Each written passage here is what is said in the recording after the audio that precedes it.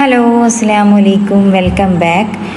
ഇന്നത്തെ നമ്മുടെ റെസിപ്പി പുറമേ ക്രിസ്പിയും അകമേ നല്ല സോഫ്റ്റും ആയിട്ടുള്ള വളരെ എളുപ്പത്തിൽ തയ്യാറാക്കാൻ പറ്റിയ ഉഴുന്നുവടയാണ്.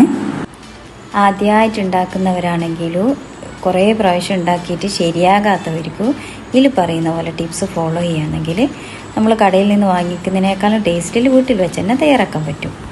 അതിനായിട്ട് ഞാനിവിടെ 1 കപ്പ് ഉഴുന്നാണ് എടുത്തിട്ടുള്ളത്. അത് നന്നായിട്ട് കഴുകിയിട്ട് വെള്ളം ഒഴിച്ചിട്ട് ഒരു 3-4 മണിക്കൂർ സോക്ക് ചെയ്യാൻ വേണ്ടി വെക്കണം.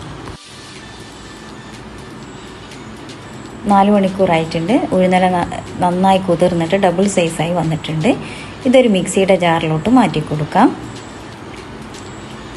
ഇതിലേക്കിടാനായിട്ട് ഞാൻ ഒരു ഹാഫ് സവാളയും എരിവിനാവശ്യത്തിനുള്ള പച്ചമുളകും കറിവേപ്പിലും ഇഞ്ചി എടുത്തിട്ടുണ്ട്. ഞാനിതെല്ലാം അരച്ചെടുക്കുകയാണ് ചെയ്യുന്നത്. കുട്ടികൾ കഴിക്കുമ്പോൾ ഇതൊക്കെ സൈഡിലൊക്കെ പൊറുക്കി വെക്കും, അതുകൊണ്ടാണ് ഞാൻ ഇങ്ങനെ ചെയ്യുന്നത്. നിങ്ങൾക്ക് വേണമെങ്കിൽ ഉഴുന്നരച്ചിട്ട് ഇതൊക്കെ അതിൽ കട്ട് ചെയ്തിട്ടിടാം. കുറച്ച് വെള്ളം ഒഴിച്ചിട്ട് ഇത് ഞാൻ അരച്ചെടുക്കുന്നുണ്ട്. അരിഞ്ഞു വന്നിട്ടുണ്ട്. ഇതൊരു പാത്രത്തിലോട്ട് മാറ്റി കൊടുക്കാം.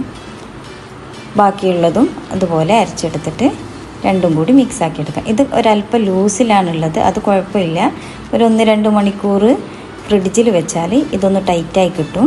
അതാണ് ഇതിൻ്റെ മെയിൻ ടിപ്പ് എന്ന് പറയുന്നത്. ഇങ്ങനെ ചെയ്യുന്നതുകൊണ്ട് പുറമേ നല്ല ക്രിസ്പി ആയിട്ടും ഉള്ളെല്ലാം നല്ല വെന്തിട്ടും കിട്ടും. ഇനി ഇത് അടച്ചു വെച്ചിട്ട് ഫ്രിഡ്ജിലേക്ക് എടുത്ത് വെക്കാം. 2 മണിക്കൂറായിട്ടുണ്ട്.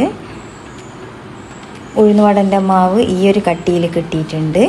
ഇനി ഉഴുന്നരക്കുമ്പോൾ അല്പം ലൂസായിപ്പോയെന്ന് കരുതിയിട്ട് ആരും ടെൻഷനൊന്നും അടിക്കണ്ട. നേരെ ഫ്രിഡ്ജിലോട്ട് എടുത്ത് വെച്ചാൽ മതി. ഈ ഒരു കട്ടിക്ക് കിട്ടും. കൈ രണ്ടും വെള്ളത്തിൽ മുക്കിയിട്ട് ഇതേപോലെ കുറച്ച് മാവ് എടുത്തിട്ട് ഒരു വിരൽ വെള്ളത്തിൽ മുക്കിയിട്ട് ഇതേപോലെ ഹോൾസ് ഇട്ട് കൊടുത്തിട്ട് നെയ്യിലിട്ട് പൊരിച്ചെടുക്കാം. മീഡിയം ഫ്ലെയിമിലിട്ടിട്ട് വേണം ഇത് പൊരിച്ചെടുക്കാൻ.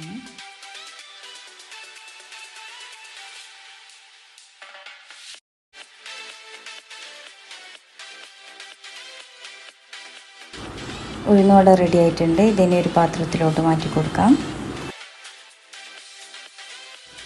ബാക്കിയുള്ള മാവും ഇതേപോലെ ചുട്ടെടുക്കുന്നുണ്ട്. ഇനി ഇതിൻ്റെ കൂടെ കഴിക്കാനുള്ള ചട്നി ഉണ്ടാക്കാനായിട്ട് കുറച്ച് തേങ്ങയിൽ പച്ചമുളകും ഒരല്ലി വെളുത്തുള്ളിയും ചേർത്ത് അരച്ചെടുത്തിട്ട് അതിലേക്ക് ഒരു പാന് വെച്ചിട്ട് ചൂടായതിന് ശേഷം വെളിച്ചെണ്ണ ഒഴിച്ച് കടുക് പൊട്ടിയതിന് ശേഷം കറിവേപ്പിലയും ഉണക്കമുളകും ചേർത്ത് കാച്ചിയിട്ട് ഒഴിച്ചു കൊടുക്കുക. നല്ല ടേസ്റ്റാണ് ഈ ചട്നിക്ക്.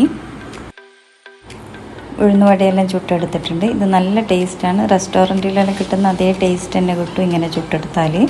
ബ്രേക്ക്ഫാസ്റ്റിനാണെങ്കിൽ തലേന്ന് രാത്രി ഇതേപോലെ അരച്ചിട്ട് ഫ്രിഡ്ജിൽ വെച്ച് കൊടുത്താൽ മതി. എല്ലാവരും ഇതേപോലെ ഉണ്ടാക്കി നോക്കിയിട്ട് ഫീഡ്ബാക്ക് കമൻറ്റിലൂടെ അറിയിക്കണേ.